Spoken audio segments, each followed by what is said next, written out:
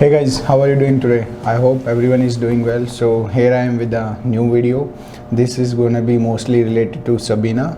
Let her introduce herself, that will be better. So Sabina.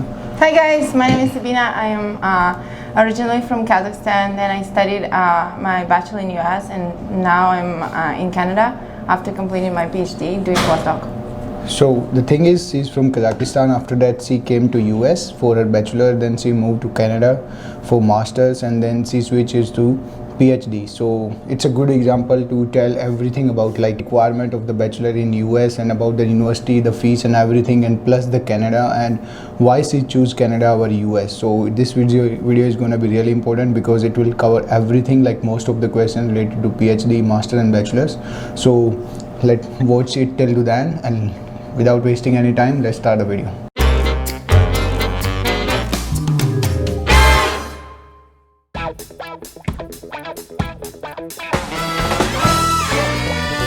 First, tell us about like Kazakhstan and why you choose US for your bachelor's. So I was born in Kazakhstan and I completed my high school, and then I moved. I originally wanted to study international relations, so my plan was go to Moscow to study that. But then in my last year of high school, before like doing my exams and stuff, my mom brought me this brochure from this.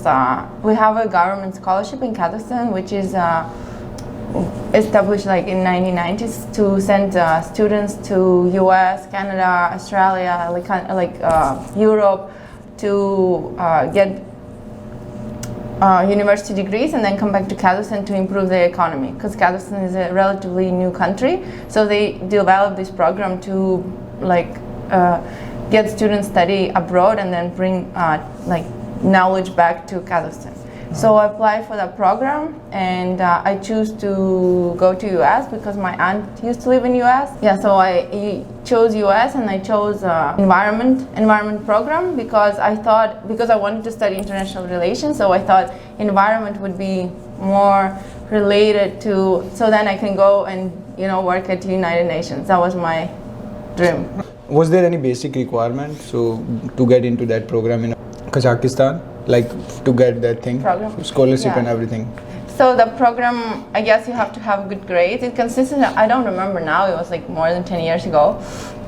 So it was like good grades in high school, and then they tested English knowledge, so you had to do TOEFL or IELTS test, and then they tested knowledge of Kazakh, and then they tested your character, which they have the last process was the last step was the interview, where they would like test you about your knowledge, but also your fit to like, are you ready or not to go to a foreign country, because I was relatively young. That was for the scholarship, yeah? Mm-hmm. So did you give TOEFL or IELTS, or you did? TOEFL. How much you scored?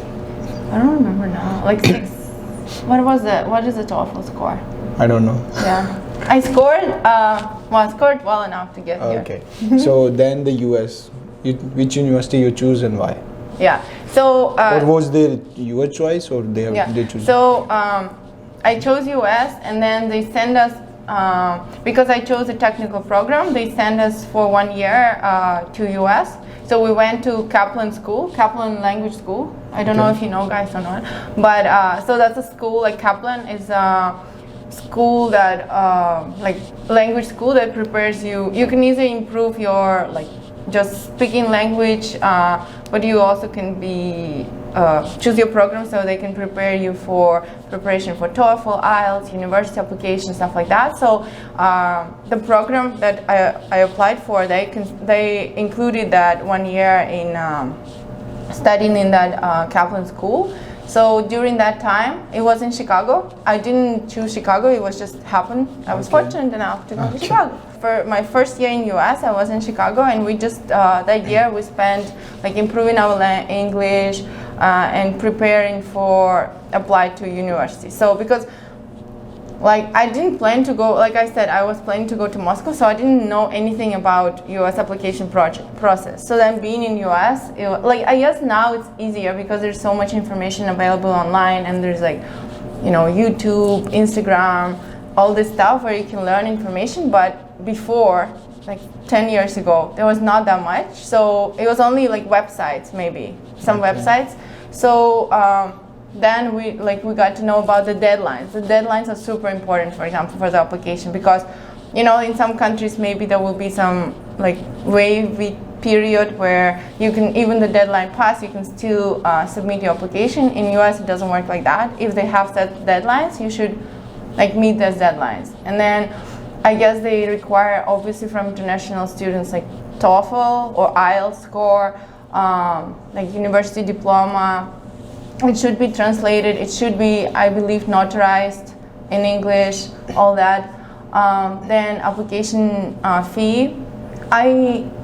Application fee, and then usually they ask also for the motivation letter. And then depending on your program, you can do also SAT for US universities, not for Canada. For Canada, I'm not sure about the Bachelor stuff, but for US, you have to do SAT, which is usually like math and English. And if you want to apply for some good universities and good programs, there's also SAT too. And depending on your program, you can choose like the subject. It's based on subject. So and for now also it's same thing, like the same SAT and everything. Yeah. Like for example, if you want to study chemistry, then there is SAT that you have to take for chemistry. If you want to go to like top level university. Okay, so then how we went to Miami, the university. So which university you went to? Yeah. So to that So part. I went to. After being in Chicago, it is a common belief that universities in US, like universities in the North, at least in my circle, that was a common belief that universities in the North are like better in terms of academia. I guess maybe it's related to the all Ivy League school are in the North.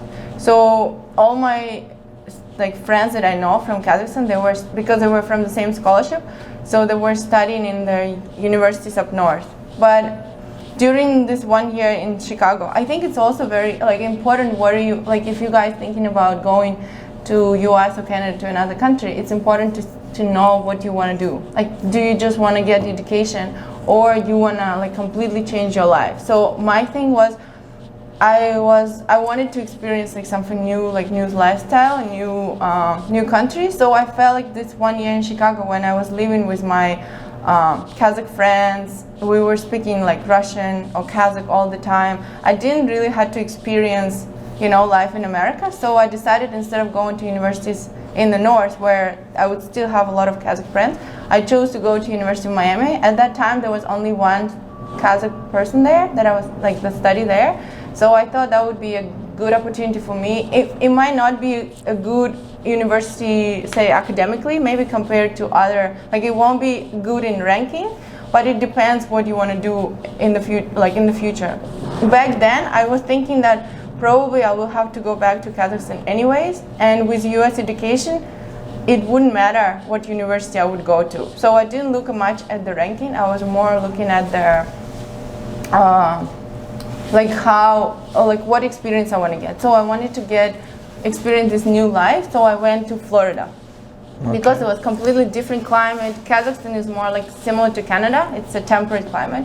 So there was completely different climate, completely different environment. I would have chance to practice English more. Talk English every day and stuff like that. So that's why I chose Miami. Miami. So you were okay. So now, how all your fee was covered by your scholarship, yeah? Yeah. Okay. So other than that, I guess they were covered. So I can touch a little bit based on a little bit about the fee. So there's two different types of universities in US. There's state and private universities. The private universities, the fee would be much higher, but then they are also have, I guess, more scholarships available for applicants, including international applicants, because they just have these funds available. And also, I think the experience studying in a private university is much better, because they have all this money, mainly from alumni, to run all these programs for students, for their for student life, because college is about knowledge, but it's also about having fun and stuff. So so for you, private one are good.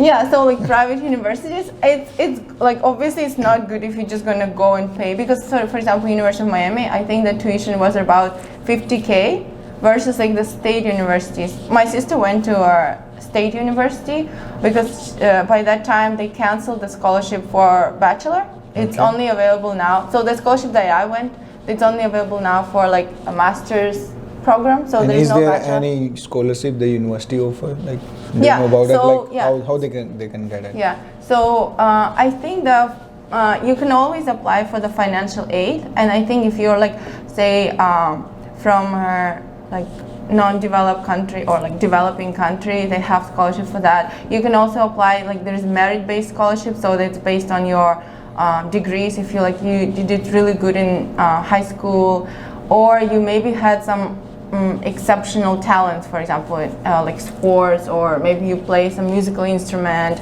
you can apply for that scholarship because they are more, I guess, willing to give these types of scholarship because US universities are very big on like sports and also like different competitions. So if you are very talented in something like arts or sports, you can apply for that for these types of scholarships. So how long was the course for? Like years, semester? Your bachelor's? For Bachelor? So Bachelor is usually like 4 years. Different universities have different, I guess, structure. So I know most of the universities run on the 2-base term, like I guess winter and fall. So it's like from like late August until late December, and then January to April. And so sometimes students, so that's like the basic load that you can take for the year. I think for when I did my undergrad, I had to take, I believe, like 120 credits for the 4 years, and so like 12 credits per term, I think, and every credit is like 3 credits per subject. So you can decide how many subjects you can take. And some students choose to take like less subject to do better, and then some take some subjects in their summer term. So you can like spread your load as you want, as you think is doable for you. But you have to like pay for it, I guess. So you completed your bachelor in which year? In 2014. 2014? Okay, same as mine. Okay. Really? Yeah. So other than that, after completing your bachelor, so what is your review about the university? Was it worth it or not? Like for you it was scholarship, but if a guy who go there, like if they pay, is it worth it or not? Yeah. So I think like if you guys like if you don't have a scholarship and you're just looking to go to university, I would look first like what type of scholarship they offer, what is the percentage of international students there, and how are they supported. Because if there's like, because it's also about like, you know, how do you say, like being versatile, like the spreading their portfolio of students, right? So for example, if there's a college which has like lots of students, say from China or India, they're not going to give the many scholarship for those students, but maybe they will give a scholarship for someone coming from I don't know, Indonesia. Because they just want to spread that thing. Okay, maybe that's why what's happening in Canada. Like most of the students are from India. That's why it's hard to get scholarship in India. Yeah, maybe. That may be the reason. So according to you, if they paying, it's good. University is good. Yeah, university is good. Yeah. Private university is also worth it in US. Yeah. Private university, I think it depends. I wouldn't think it's worth it. I think. If you can, private universities, I think you can get a full scholarship or better scholarship if you're like a really good candidate, because they have more money available. So if you think your grades are really good or you have some talents, apply for private university because you may be getting more. But if you're thinking like most likely you will be paying by yourself, I would go for state university.